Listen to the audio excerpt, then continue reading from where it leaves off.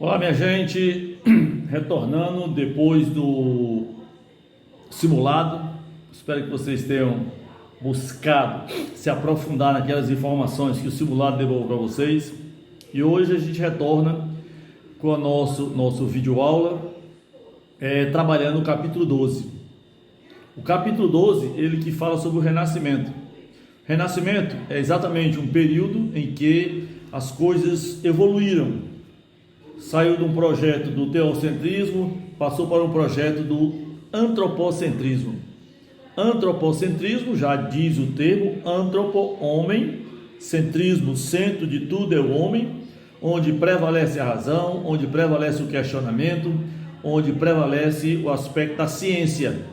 Enquanto na Idade Média, no cômputo geral, prevaleceu a fé, prevaleceu o teocentrismo, agora no antropocentrismo da Idade Moderna, a gente vai ter exatamente o processo do racionalismo, do humanismo, da ciência, da busca das melhores explicações, das explicações fundamentadas. Então esse capítulo 13, ele trabalha exatamente o Renascimento, que foi um movimento cultural, um movimento científico, um movimento urbano, um movimento político, um movimento social, ou seja, o Renascimento veio com uma composição de mudanças que fez a Europa evoluir, que fez a Europa tomar um rumo diferenciado, certo? Então o Renascimento é isso, esse conjunto de mudanças que aconteceu na Europa Ocidental, que trouxe novos vieses de ciência, ou seja, o humanismo, o individualismo, o otimismo, certo? Todo esse conjunto de detalhes fez com que a Europa passasse a caminhar de uma forma diferente. Então vejamos, humanismo e religião. Nós sabemos que o humanismo não veio para substituir a religião. O humanismo não veio para detonar a religião. Pelo contrário, há uma expressão que o livro traz assim, humanizar o divino. Humanizar o divino tem um sentido de entender a participação da fé no contexto da vida, no contexto da sociedade. Humanizar o divino não é negar a fé, não é negar a igreja, certo? Mas sim conviver, certo? Criar uma relação, certo? Uma relação legal, uma relação de coerência, uma relação de plausibilidade entre a fé e a razão, entre o teocentrismo, que estava dando espaço para o antropocentrismo, entre as filosofias da igreja, o agostinismo para o tomismo. O Santo Agostinho pregava que a fé precede a razão, que tudo tem que ser explicado pela fé. Já o São Tomás de Aquino, o tomismo, ele defende uma ideia distinta. Ele defende o princípio do livre-arbítrio. Ele defende a ideia de que você pode questionar. Você pode sim questionar a igreja, você pode questionar as decisões da igreja, você pode questionar a fé, certo? De forma assim, mais coerente, sem radicalismo, sem radicalidades, certo?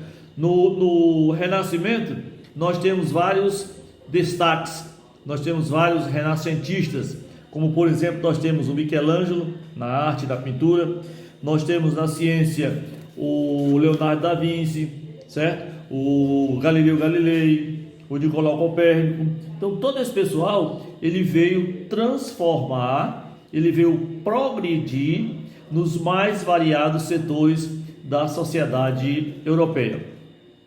O Leonardo da Vinci, ele foi astrônomo, ele foi médico, ele foi engenheiro, ele foi pintor. Quer dizer, o Leonardo da Vinci é uma espécie assim de diversidade cultural, certo? Ele foi responsável por um conjunto de fatores que construíram nova visão de mundo, certo? Ou seja, ele se destacou na pintura, na escultura, na matemática, na arquitetura, na anatomia, na astronomia, certo? Então ele foi um suporte tanto para o desenvolvimento da Europa enquanto ciência, certo? Aí nós temos quem mais? Nós temos o Galileu Galilei, certo? Nós temos o Nicolau Copérnico, Tem aqui um detalhe que eu achei interessante, que diz assim, olha, o Renascimento e o humanismo filosófico. O Renascimento e o humanismo filosófico. Você vai perceber que num dado momento a igreja vai perder força. Num dado momento a fé vai deixar de ser a única maneira de explicar o que acontece na sociedade. Certo? Ou seja, quando esse teocentrismo, quando a fé, certo? Não é que ela vá sumindo, não é que ela vá perder a sua propriedade, mas tem um determinado momento em que as coisas, os acontecimentos, a vida não podem ser só explicados pela fé. Terá também que ser esse conjunto de acontecimentos, esse fato de mudanças tem que ser explicado pela razão, pela ciência, certo? Que é a verdade comprovada. Durante a Idade Média, prevaleceu a filosofia do agostinismo. Repito, a fé precede a razão. Na transição do teocentrismo para o antropocentrismo, nós temos a filosofia chamada escolástica.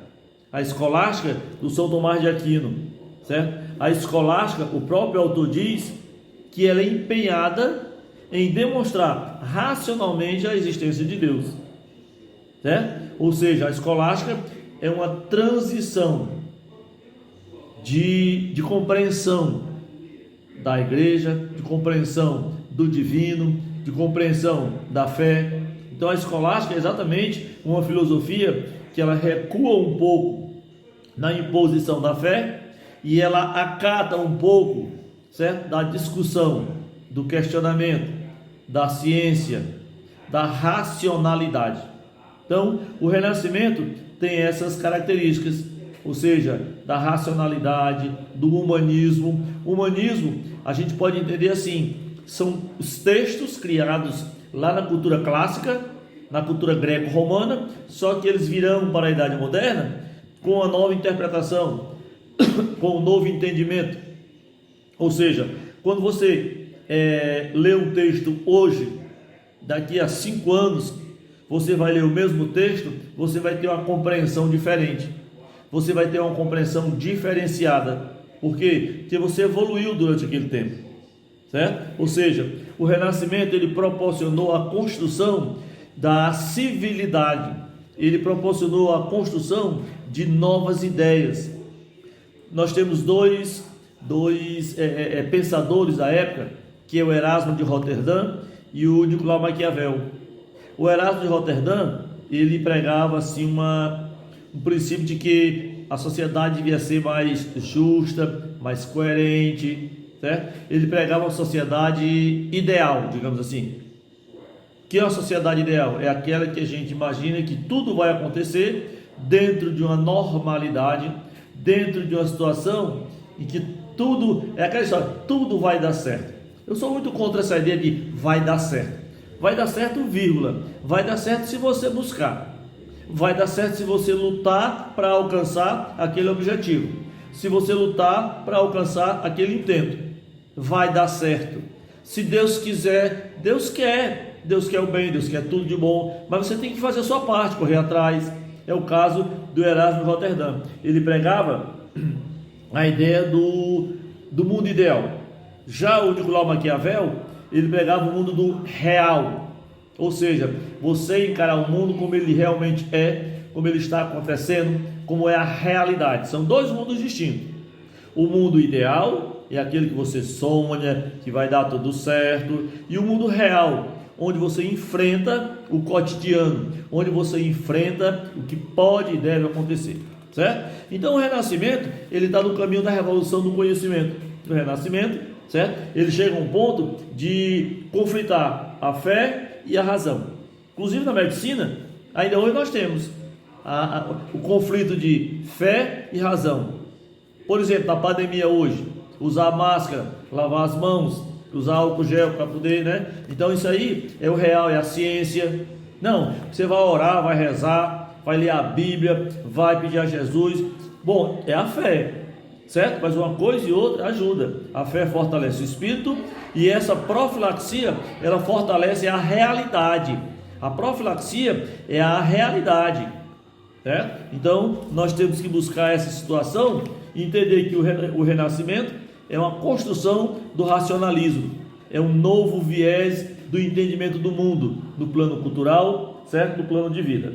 Então eu quero que você faça um reforço nesse capítulo 13, que é exatamente o renascimento cultural, esse conjunto de mudanças que ocorreram, para quando for na outra segunda-feira, a gente discutir as questões que são propostas no livro, a gente discutir as questões que eu estou propondo para você, certo? Busque relacionar as questões, busque elaborar uma resposta, certo? Bem coerente, bem interessante, e as dúvidas que você tiver, quando for na segunda-feira, tire-as, dissipe-as, chegue para mim, virtualmente falando, né? Fala para mim, eu não entendi a questão tal, eu não entendi a página tal. Só assim a gente constrói o mundo da racionalidade, ok? Um abraço, é muito bom voltar, mesmo que seja no plano virtual, e segunda-feira estaremos juntos. Um abraço, gente, fiquem com Deus.